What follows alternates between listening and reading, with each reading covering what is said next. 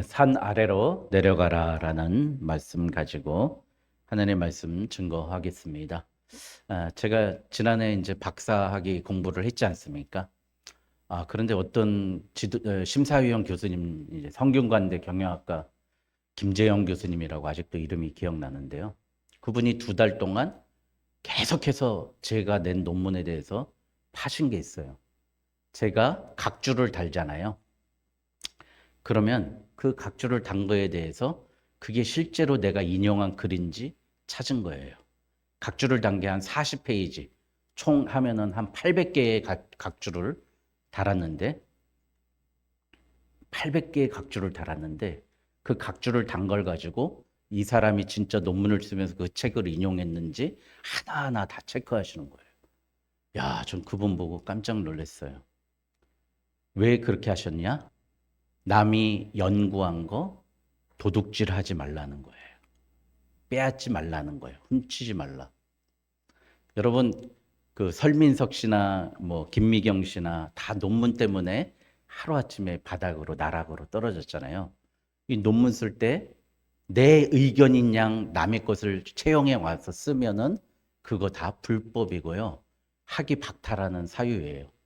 그리고 그 분은 제가 5월부터 7월까지 심사를 받는데 2달 내내 이게 맞는지 안 맞는지 계속 체크하면서 코멘트를 달아주신 거예요. 전화도 안 하세요. 직접 자기가 본인이 써요. 이거는 근거가 없는데요. 이렇게 하시는 분을 봤습니다.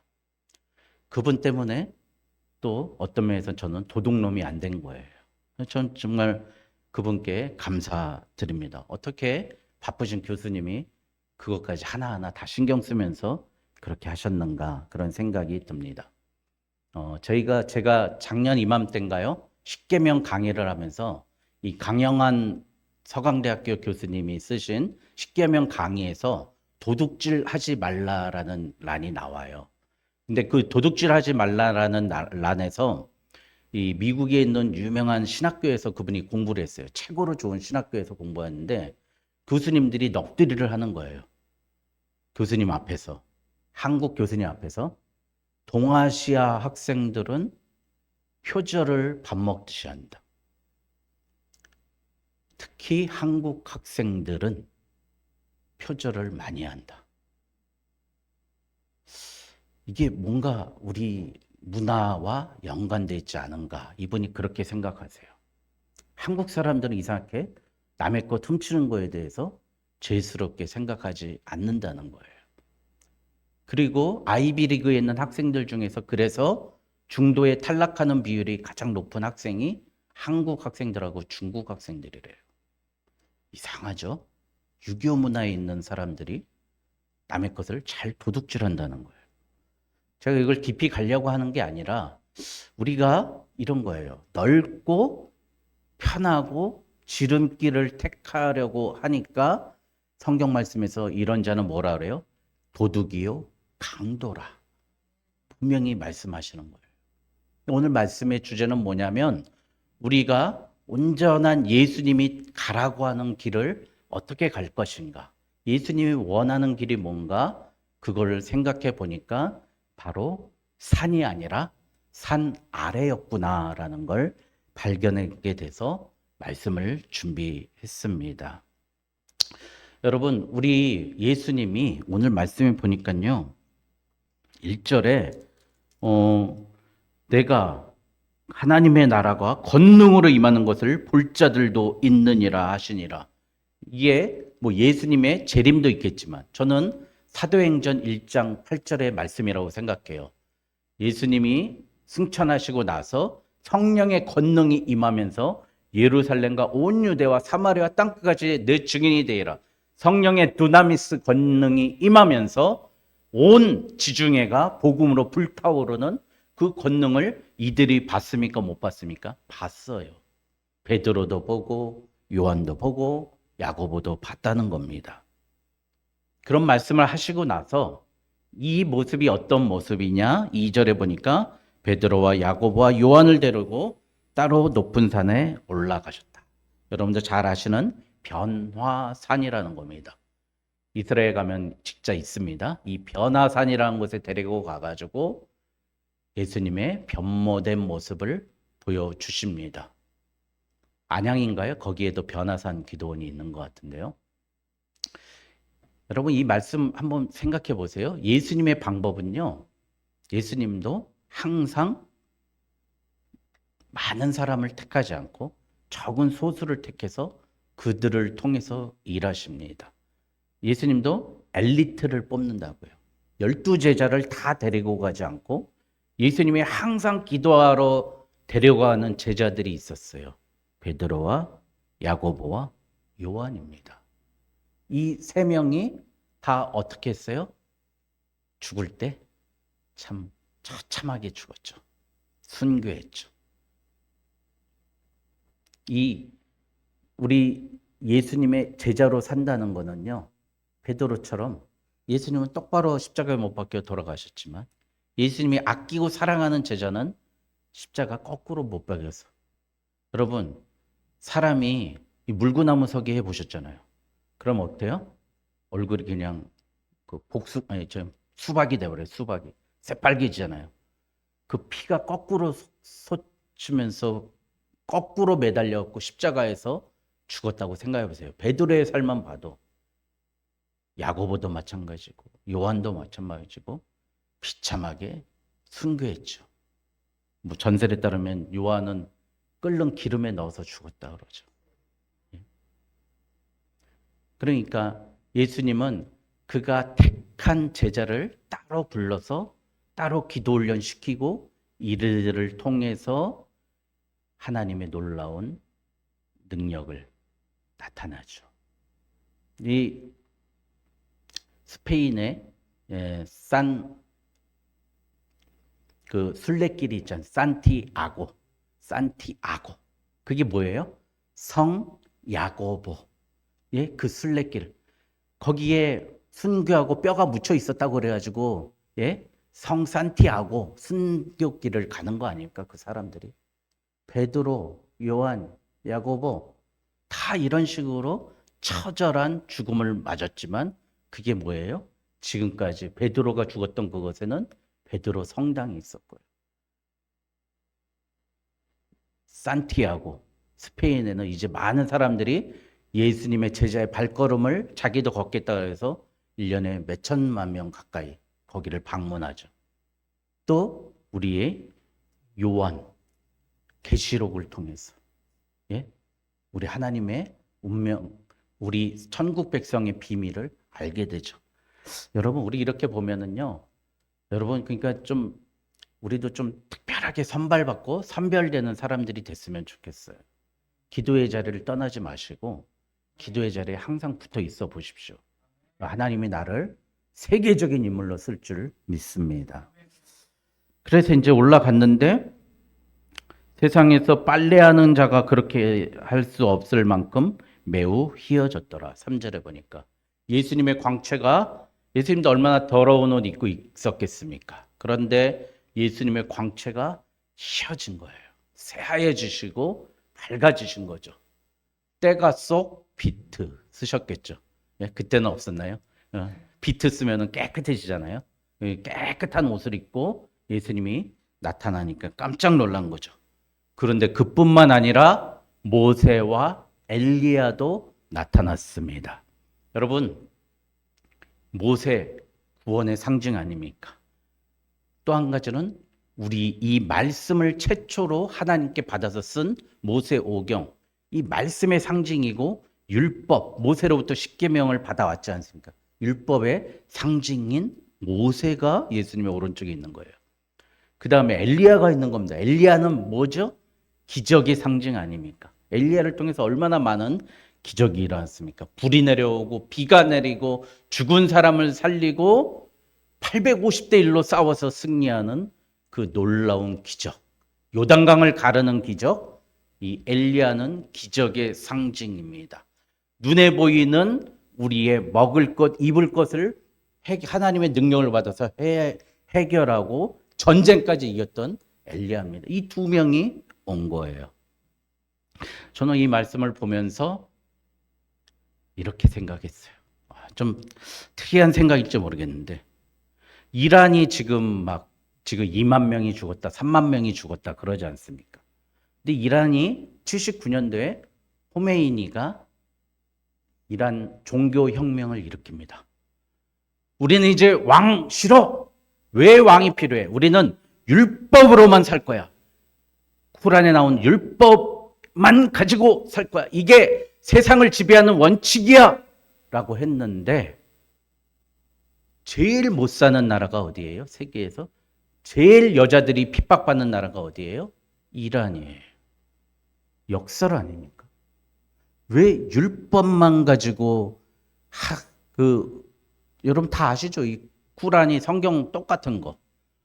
이렇게 좋은 말씀 가지고 원칙을 유지하면서 살겠다는데 맨날 사람 납치하고 죽이고 지금 뭐 시체가 길거리에 널브러져 있다고 그러지 않습니까? 여러분, 저는 오늘 예수님이 지금 이 시대에 왜 오셔서 베드로와 요한하고 야고보 이쪽에는 율법의 대표자인 모세, 이쪽에는 먹을 것, 입을 것, 싸울 것, 모든 것을 해결했던 엘리야. 저는 엘리야가 지금 일어나는 사태로 봤을 때 베네수엘라 같아요. 베네수엘라. 먹을 것, 세계 매장량, 석유 매장량 1위예요. 그런데 어떻게 해요? 국민들은 800만 명이 탈출했대요. 그 나라를. 지난 5년 동안. 여러분 800만 명이면 얼마예요? 전 기억도 안 나네. 예? 양주 인구의 20배입니까? 30배입니까? 예? 시 30개가 도망 없어진 거예요. 저는 오늘 이 말씀이 이런 거예요. 무조건 율법, 말씀, 율법 하는 율법주의자들도 하나 예수 그리스도 앞에서는 폐해지고요. 무조건 축복, 산 기도원 어디 가가지고 어디가 좋다더라 하는 그 축복주의자들도 하나님은 낮추시는 거예요. 돈 많이, 석유 많이, 우리들한테 가진 것 많어, 나의 복이 많어, 그런 것만 추구하는 그 모든 자들을 하나님은 낮추시는 거예요. 그리고 맨 마지막 말씀이 뭐예요? 오직 예수만 보이더라, 남았더라. 율법과 우리의 생사화복, 율법과 선지자의 강령이니라. 그게 뭐예요? 하나님 사랑, 예수님 사랑, 이웃 사랑이라고 예수님이 부자 청년에게 이야기하지 않습니까? 여러분, 그겁니다. 여러분, 우리 성경을 율법으로 믿는 사람이 있어요. 이란 호메이니 같이 믿는 사람이 있어요. 내가 믿는 게 맞아. 절대 난 타협 못해. 예? 하나님 사랑이 우선이에요. 하나님 사랑. 예? 또 교회 나오면 복 받고 내 자식 잘 되고 우리 새끼 교회는 안 나오지만 복 받고 우리 돈 좀 받고 월급도 오르고 우리 남편 교회는 안 나오지만 승진하고 계속 기도해요. 그게 엘리야 구하는 거예요. 엘리야 구하는 거예요. 기복신앙인 거예요. 그런데 우리는 어떻게 해요? 지금 베네수엘라 사람들이 얼마나 화나. 우리 석유 많이 나와요. 우리 잘 먹고 잘 살게 됐어요. 그런데 어떻게 해요? 세계에서 가장 치욕적이고 비참한 나라가 됐고요. 가장 사랑하고 행해야 될 이란, 세계에서 석유 매장량 4위인 그 나라가 살인과 전쟁이 끊이지 않아요. 지금 50년 동안 끊이지 않아요. 79년도부터 지금까지 끊이지 않아요. 여러분, 우리 종교를 교회 잘못 다니면요, 남 죽인다니까요. 우리 오직 예수님만 보여야 됩니다. 근데 여기에서 바보가 한 명 나왔어요. 그러니까 예수님은 항상 무슨 이렇게 나쁜 교보제를 사용하시는 것 같아요. 누구요? 베드로. 베드로가 뭐라 그래요? 와, 너무 좋습니다. 우리 친구들 얘기로 보면 여기 에버랜드 밤에 불꽃놀이 하는 것처럼 와, 나 저기 뒤에 있는 캐빈에서 살면 얼마나 좋을까? 매일 여기서 살면 그런 거랑 똑같아요. 베드로가 뭐라 하세요? 여기에다가 제가요 천막 텐트 3개 짓겠습니다. 하나는 주님을 위해서, 하나는 모세를 위해서, 하나는 엘리야를 위해서 짓겠다는 거예요. 그랬더니 예수님 뭐라 그래요? 쓸데없는 소리 하지 말고 산 아래로 내려가자, 그런 거예요. 여러분, 천막이 뭐예요? 금방 짓고 금방 모양 내고. 저기 캠핑을 싫어해요. 캠핑. 저 캠핑 좋아하는 사람, 저 그 미래를 다 알 것 같아. 제 주위에도 그런 사람 많아. 캠핑 치는 사람들은 주일날, 특히 주일날, 그래야지 주일날 목사님이니까. 주일날 캠핑 다니고 텐트 치는 사람들은 아마 평생 텐트에서만 살 거야, 아마. 예? 빨리 치고, 예? 빨리 먹고, 빨리 놀고, 빨리 뜨고, 빨리빨리예요. 지름길로 가려는 거예요. 거기 머물러 있고 거기서 찬착하지 아니하고 그냥 여기저기 떨어져 다니면서, 여기가 좋다면 여기서 텐트 치고 저기가 좋다면 저기서 그런 거예요. 제가 오늘 이 말씀 준비한 이유가, 제가 이제 중학교 3학년 때 하나의 은혜 많이 받아가지고, 우리 저를 가르치시는 목사님이 저하고 1년 선배 형인 김자중이라고 또 있고, 한 대여섯 명 데리고 저희 교회가 방학동에 있었는데, 방학동에서 의정부 오다 보면 다락원이라는 데가 있어요.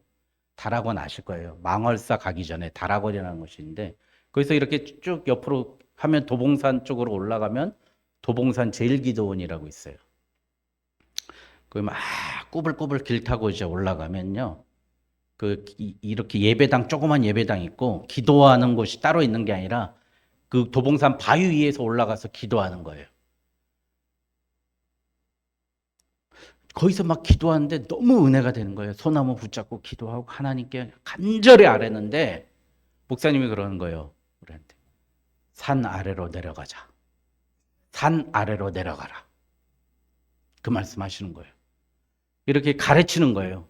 근데 그 밑에 보니까 그 캠프 레드 클라우드 그 이사단 예하 소속에 있는 분대장 교육대가 있는 거예요. 거기 네온 사인이 있고, 그 부대를 향하면서 저 불빛이 보이는 산 아래로 내려가라, 그 말씀을 하시는 거예요. 그래서 거기에 착안해서 오늘 말씀을 준비했는데, 저 군대로 내려가라 그런 것 같아요. 그래서 제가 군대 갔잖아요. 그래서 그런지 모르겠는데 산 아래로 내려가야 되는 거예요. 우리가 하나님의 은혜를 맛보고 그러려면은, 맛보아 알았다면, 또 우리 하나님이 왜 모세와 엘리야를 보여줬겠습니까? 우리 예수님이 모세와 엘리야를 왜 보여주겠습니까? 저는 우리 사회, 정치, 문화가 모세와 같아요. 전혀 타협하지 않아요. 나와 반대편에 있으면 무조건 죽여야 돼요. 이런 분열과 지역으로, 나이로, 세대로, 이념으로 분열되어 있는 이 모세와 같은 아집, 고집을 너희가 내려가서 평화하게 하라, 그런 의미인 줄 믿습니다. 또 엘리야를 보여준 이유, 너희들이 산 아래로 내려가서 저 죽어가는 사람들, 돈 찾다가 망하고 명예 찾다가 말하고 지름길 찾다가 망하는 그들에게 진정한 마르지 않는 샘, 목마르지 않는 물, 시냇가에 심은 나무와 같은 우리 예수님을 전파하라라고 오늘 이 모세와 엘리야를 보냈다고 저는 생각합니다. 여러분, 이 시대를 보면서 얼마나 안타깝습니까? 우리나라 석유만 났어 봐요. 얼마나 좋았겠습니까? 근데 그런 나라들은 왜 이렇게 못 살고, 척박해서 감자 심어도 안 되는 덴마크나 노르웨이나 스웨덴 같은 데는 왜 그렇게 잘 살까요? 사람은 떡으로만 살지 않고 하나님의 말씀으로만 살기 때문인 줄 믿습니다. 그 말씀이신 분이 누구예요? 예수 그리스도입니다. 그래서 하늘에서 광채가 내려와 이렇게 얘기합니다. 7절 같이 읽겠습니다. 시작. 마침 구름이 와서 그들을 덮으며 구름 속에서 소리가 나되, 이는 내 사랑하는 이니 너희는 그의 말을 들으라 하는지라. 할렐루야. 우리는 예수 이름으로 예수의 말을 듣고 예수로만 충만한 우리의 삶이 되어야 될 줄 믿습니다. 여러분, 왜 모세 엘리야 보여줬다가 없앴다고요? 예수로 나가라는 거예요. 이 세상의 모든 통로는 깔때기같이 예수를 통과해야만 모든 문제가 해결되고 열릴 줄 믿습니다. 여러분, 그래서 오늘 우리가 그러면 어떻게 산 아래로 내려가서 무엇을 할 것인가? 어떻게 살 것인가? 첫 번째, 여러분, 오늘 초반부에 제가 말씀드렸듯이 일단 변화산에서 예수의 광채를 보는 저와 여러분 되시길 바랍니다. 빛으로 오신 예수님, 아무 흠없고 깨끗한 우리 예수님을 맛보는 저와 여러분이 되시길 바랍니다. 그러나 그 광채를 봤으면 산에 머물러 있지 아니하고 교회에 머물러 있지 아니하고 기도원에 머물러 있지 아니하고 내 방에서 만족하는 곳에 머물러 있지 아니하고 산 아래로 내려가는 저와 여러분 되시길 주님의 이름으로 축원드립니다. 여러분, 스펜서 존슨이라는 사람이 쓴 누가 나의 치즈를 옮겼는가? 주제가 뭐예요? 왜 이렇게 치즈가 없어졌지? 뭐예요? 지가 다 먹어버리고 다 소비해버리고 없어졌대. 누가 먹어버린 거야? 그런데 똑똑한 쥐는 어떻게 해요? 스컬이라는 쥐는 새로운 치즈를 찾으러 다녀요. 우리도 마찬가지예요. 새로운 하나님의 주실 양식을 찾아서 하나님이 나에게 가라 하신 사역지를 찾아서 산 아래로 내려가는 저와 여러분 되시길 주님의 이름으로 축원드립니다. 여러분, 변화하고 있습니다. 여러분, 지금 아이들이 무슨 생각하고 있는지 알아야 돼요. 어떤 삶을 살고 있는지 알아야 됩니다. 라떼는 정말 라떼 하면은 안 돼요. 녹조만 생깁니다. 여러분, 제발 그거 하지 마시고. 죄송합니다. 두 번째, 양손을 쓰는 저와 여러분 되시길 바랍니다. 한 손에는 산 아래서 산 위에서 봤던 하나님의 능력의 말씀, 예수 그리스도의 말씀을 들고 또 한 손에는 뭘 들어요? 세상에서 싸울 무기를 두십시오. 여러분, 그래서 어떻게 해요? 옛날에 우리 느헤미야 강의할 때 말씀드렸잖아요. 한 손에는 일을 하며, 한 손에는 연장 들고요, 망치 때리고 일하고, 한 손에는 무기를 잡았다고 그래요. 여러분, 우리 예수 믿는 사람은요, 이거 한 가지만 할 거예요. 안 돼요. 두 가지 하셔야 돼요. 양손잡이가 되셔야 돼요. 양손잡이. 그 과학적으로 증명됐죠. 양손을 쓰면은 좌뇌가 더 발달돼 갖고요, 머리가 똑똑하다면서요. 양손잡이가 되십시오.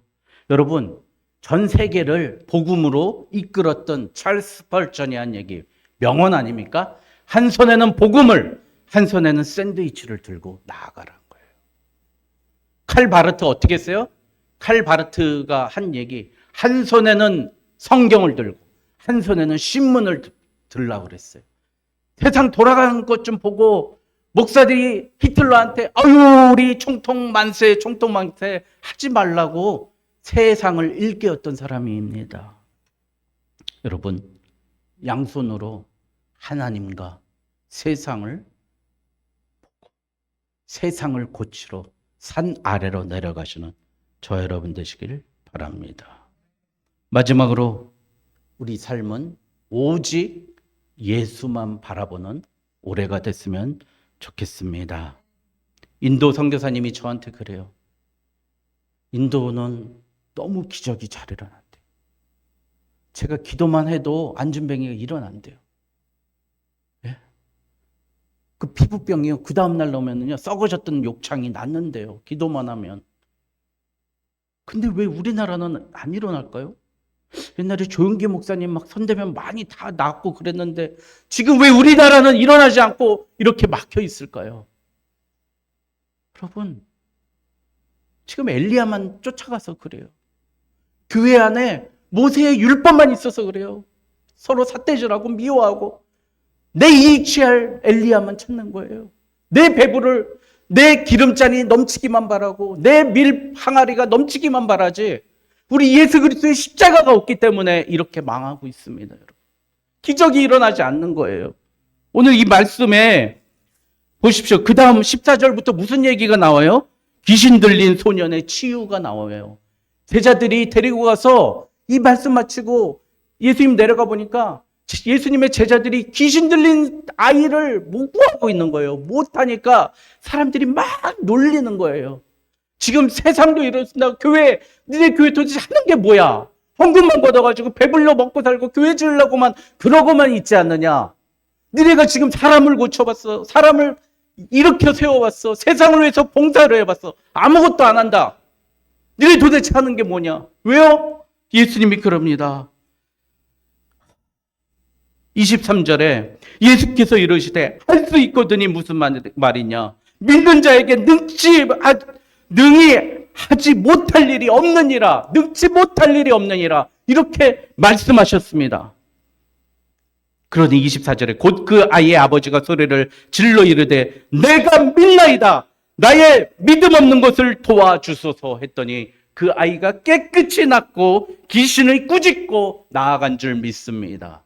우리 오직 예수교회가 왜 기적이 없습니까? 아직도 모세만 바라보고 아직도 엘리야만 바라보고 오직 예수교회에 오직 예수가 없고 예수를 믿지 않고 예수님 할 수만 있으면 해주십시오. 아닙니다. 예수님 무조건 낫게 하시고 예수면 낫게 하실 수 있습니다. 그 담대한 믿음으로 나아가야 할 줄 믿습니다. 기도하겠습니다.